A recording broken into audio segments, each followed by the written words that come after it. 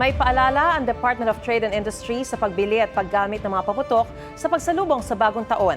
Sabi ng DTI, siguraduhing bumili lamang sa mga lisensyadong manufacturer. Dapat may Philippine Standard Quality Mark yan mula sa DTI, Bureau of Philippine Standards. Sa paggamit naman ng paputok, pinapaalala ng ahensya na basahin at sundin ang instructions nito.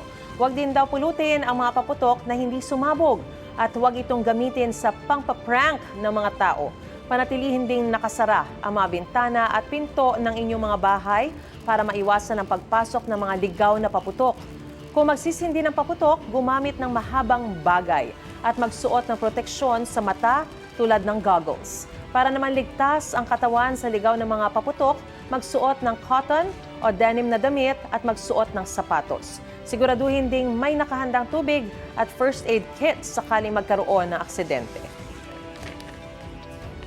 Igan, mauna ka sa mga balita, mag-subscribe na sa GMA Integrated News sa YouTube para sa iba't ibang ulat sa ating bansa.